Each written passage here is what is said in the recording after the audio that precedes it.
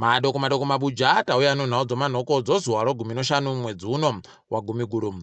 Anonzi Innocent Nyakoba aita makunahuna apo agoratidza mvana anomakore 14 okuzvahwa nhengo dzache zvinotorwadza ipapa kuti gore raperapo kare akagoita 2 achibuda mumaWhatsApp ari kuratidza vanhu achitora mufananidzo ari mukuna zvinotorwadza izvi, asi dare ramuti agobenuka zuva ro20 mwedzi uno. Toramba chindoshuvira kuti areke kuitazvi pakare asungiwe apinziwe mujere. Kuhange kwai basa reikweyo rokuwaka gwenya romagetsi rambomisiwa nokuti wabasa waisa maturusi pasi, wari kuda kubhadharwawo mari inotenga iyo mari yokunze kwenyika iyi. Heno kuti zvichabudira chere tichagokunyepaipo zvinenge zvaperera. Hurumende yagoreketayo kuti wabasa wayo wese waribe kubayiwa kamushonga kodzowa mupengo waakudiwa kuti wabenuke kubasa. Watiwo vanhu vese vanenge waribe kubenuka kubasa waakutoonekwa sevanhu vari kuita mutsepwede. Heno kuti zvichapera muchechere, asi tiri kuona vazhinji vachitaikiwa nemabasa nozviri kureketiwazvi. Wari kwagutu waakuita pokare ndangariro dzokubenuka dzagore ra2008 dzagoitika dziya dzokuti vanhu vaigarirwa pese pese wachindonzi musangano pabodzipo nokunzi muri kuitazvo MDC. Ipapa kwaiwo vanhu ZANU-PF vari kugarira mugwagwa yakasiyana-siyana imo mumagutu nokuda kwokuenda kwachamisa ikweyo. Zviri kutorwadza izvi, tiri kuimba kuti mapurisa achaita zviri nani, asi tiri kuona paribe chiri kuitika. Mumwe mwana wapo mwazha akanga aendesa nyaya kumatare mhosva achida kuti wabambo wache wanzi iwo wachiri kukona kutungamira kereke iyi ajiwa nonyaya. Kwai nonyaya nodare guru munyika ratiro mwanayu aribe mvumo yokuita ndiye mutungamiri wenyika nokuti wabambo wache wachiri wapenyu. Heno mabi angu kuti zvichambira mushechere tichagoringa kuti zvinopererepi, asi izvi zvichiri zvaMwariba zvaakuitika zvinhu. Sangano rawaStrive Masiyiwa roHigher Life Foundation kwai ragopa zvinhu zvinobatsira wana mai pavanenge vari kupona wana kuchipatara choMuPhilo. Toramba tichitenda izvi tichiti dai zvaenderera mberi aingidziwe pokare nokuramba achindotiitirawo zvakanaka. Kwai basa rokuwaka mugwagwa paMbudzi rakapuwa kambani yoTefoma Consortium iri kutungamirwa naUBECHimuka, asi inoukama naWatagwirei. Pariba agoziva kuti zvakagotekaira sei kana kuti hurumende yakazvitekaidza sei kuti zvidari, asi zvakatoita kunyangariwa chaiko. Ipapa pokare kuri kunzi mari yokureketiwa iyi yomamiriyoni okuAmerica 75 imari yakaita kufuridziwa kuti iwanditse hwii kuti ndiyo mari inofana ichichajiwa basa riri. Heno mabi yangu kuti munozvionawo sei, tichagoringitsa kuti zvinenge zvichipera kupi. Kuno mumwe wemuZimbabwe anonzi Lawrence Muroma akapinziwa mujeri kuSouth Africa nonyaya yekubatiwa nozvinodhaka zvoAbalone zvomari inoita marandi mamiriyoni 10 chaiwo. Toramba tichiti wapfikiwa wanoita mutsepwede yakadai kunyika dzowamwe tinowadaba kuti warambe wachibudirira wanosvipisa zita ronyika.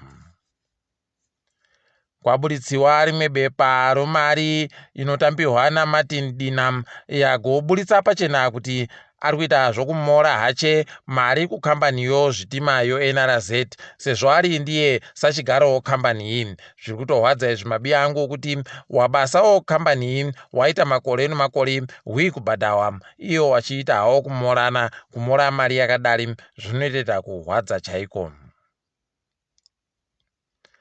Kwapinda mauyanga nyasi kwai mufundisi Gift Mabhaudhi wapfa, kwai wafugarawo wegani nyasi kumba kwawo wari kuruwa. Toramba chiti wazorore murugare. Umwe murairidzi agonzi Freeman Chingwaru agoburika mumavhidhiyo ari ponda mwana wechikoro kwai asungiwa nemapurisa. Tiri kufara nazvo, asi tiri kutoona kutoti unhu hwache hwokuita mhirizhonga pese pese.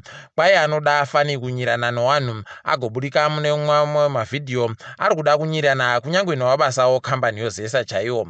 Zvinotorwadza, asi tiri kuramba tichiti warayiridzi wafunde kuti mutemo unobvumira ba zviri kuitika zvii. Nyaya ichahwadza vazhinji. Kwai bhangi roTymeBank rabenukapo kare kuti ritange kushanda. Ipapa rabva randopuwa ndiro basa rokuti riite mari yokunzi igobhadhara wachena iya womapurazi, ndio raakunzi raakutora basa ri. Zviri kutoita kuhwadza wazhinji wakataikirwa nemari ipapo, nokuti paribe kana chibodzi wakagoboya. Unosaya kuti kohokonai wakubvumirapo kare kuti bhangi ribenuke. Zvakaita kuoma. Tiringe dziri kuitika pasi rese. MuSouth Africa nozuro makaitika firimu manhoko apo makurukota mairi pabodzi ponomwe mutedzeri wemakurukota wakaita kuramba wakapfikirwa nevanhu wakaita kuhwazvo hondo yerusununguko muSouth Africa. Hino mabiya angu kuti firimu richaita sei, asi kwai wachagoreketerana kwakatosungiwa nopfuura 50 chaiwo nozuro yu. Apa South Africa yagoti iyo yakutangisa pokare kubaya kamushonga kodziwa mupengo kuwapwerewa nemakore 12 kusvika pa14. Toramba tichikudza izvi.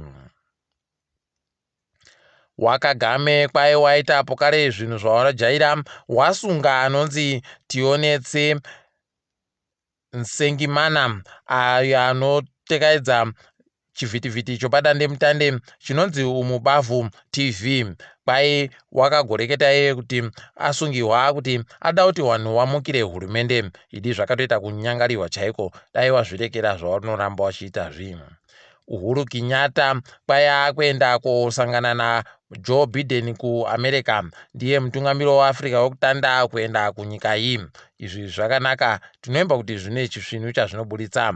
Tiri kuAmerica ko kwai Bill Clinton apindiwa muchipatara nourwere, hino kuti achapona chere, asi tomushuvira kuti apone kana ari kupona.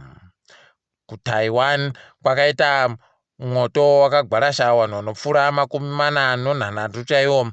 Zviri kutorwadza chaiko.